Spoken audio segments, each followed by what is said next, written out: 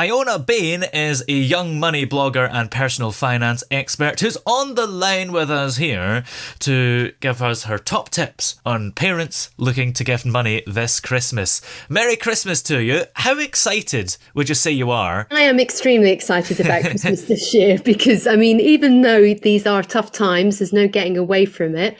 I'm actually really struck by the number of people that I speak to who are still determined to have a fun, normal, enjoyable Christmas and to not let the cost of living crisis get in the way too much of that, especially if they have kids, because they want to put them first and make sure they have a magical time no matter what. Oh yeah, it's kind of important to make sure the kids don't know that there are any struggles going on because, of course, Santa is real and of course he's going to be consistent. Yeah, totally.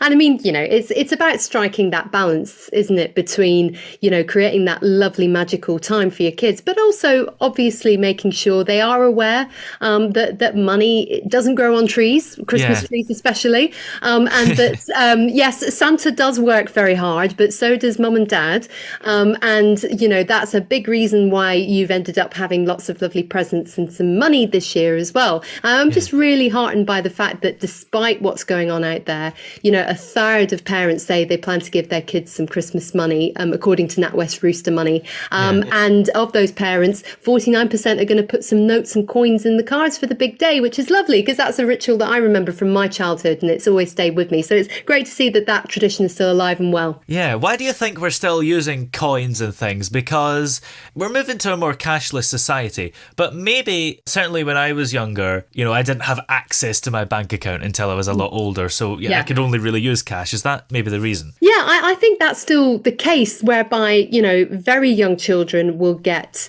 you know, modest amounts of money just to give them a taste of what it's like to have cash.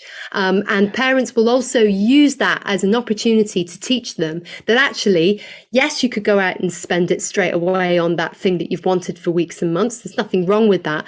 But you could also save that money. And if you do that and put it in the bank, it's safe. Hopefully you'll get a good interest rate on it. And if you continue to put money in the bank, your funds can grow over time and you can have more choices and more options further down the line. That's such an important lesson to learn as a child. And that's something you can teach when you give your kids cash at Christmas and then take them to the bank afterwards, get them to cash that in. And it's much easier to do that if you actually have the physical cash in your hand. And it's interesting because most parents are still using cash, but there are some that are turning to some quite interesting alternatives like cryptocurrency, for example. Yes, well, this is still a minority pursuit, shall we say, but almost 1 in 10 parents have said they're going to give their kids crypto this Christmas, which is interesting to say the least.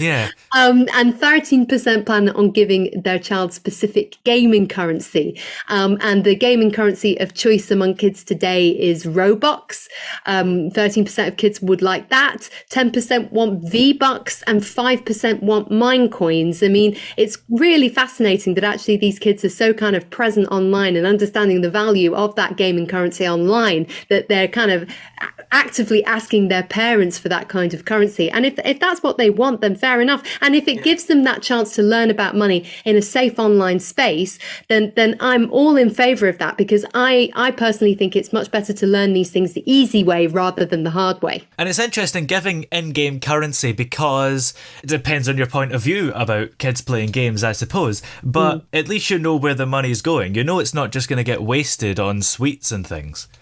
Yeah, that's absolutely true. And I think a big issue that parents have when it comes to giving their kids money is kind of understanding, you know, how soon should I be giving my kids money? You know, are they going to be able to grasp what it is to have that money? Are they going to go and spend it on stuff that's a waste and so on? That's a very common concern. So I'd say to any parents who are listening who are wondering what to do about that, you know, maybe if you've got really young kids, just giving them a kind of proxy kind of money to play with and to kind of help them role play going to the shop or going to, you know, the market stall at home, getting them to play with that toy money could help them understand the value of money, help them understand that this thing called cash is real. It's not just, you know, numbers on a screen. It actually exists. and it doesn't, grow on trees. It's finite. Once it's gone, it's gone. But then as kids get older, giving them that cash, a lot of parents think, well, yeah, it's up to them to decide how to spend it. But I think what you've got to do is also help them kind of realize there are more options than just going and blowing it on the latest thing that they've always wanted. And then as they get even older, maybe when they're in their teens,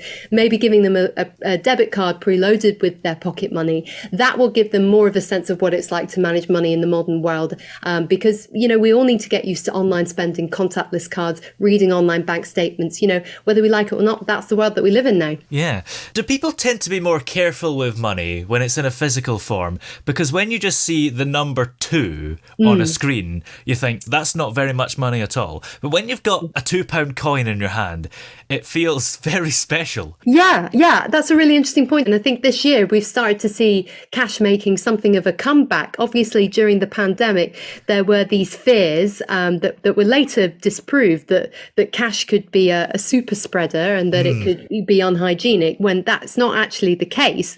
And this year, even though we've seen lots of retailers deciding to go cashless, more and more people, and including surprisingly young people, are turning back to cash as a way of budgeting, which I completely understand, because as you say, having that money in your hand gives you an understanding of its finite value like nothing else. But I think today, we've got to have, first of all, choice. We've got to be able to have access to cash, but also, getting to grips with digital money tools could be really helpful, because personally, I think my online bank account is absolutely brilliant in terms of the budgeting tools. It helps me, it offers me, I get kind of pots and spaces that I can save money into automatically. I can round up my spending and put that extra cash into savings pots. There are all these fantastic tools out there that help me get more out of my money. So I think having that kind of hybrid blend approach could work really well in the future. And we mentioned right at the start about some parents who are struggling a bit but are determined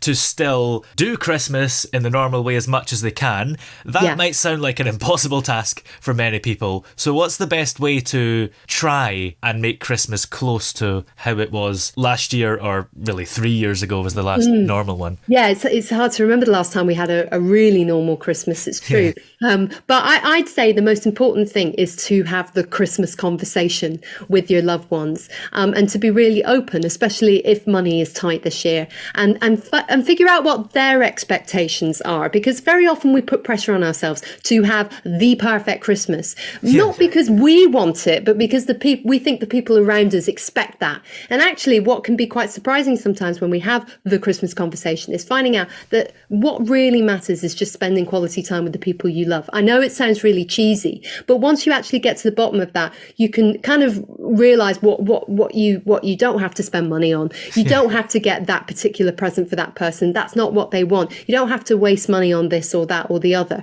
It really is simply about having that quality time with your loved ones. So, being open as possible in the run up to Christmas, and kind of getting back to its true meaning. Again, it's cheesy, but it really is a surefire way to make sure that Christmas is as stress-free and lovely as possible. And just one last thing, giving someone money for Christmas could be argued by some that it's a cop-out, really. You haven't put much thought into it, and I think we kind of enjoy unwrapping a present, and you don't really get to do that with money.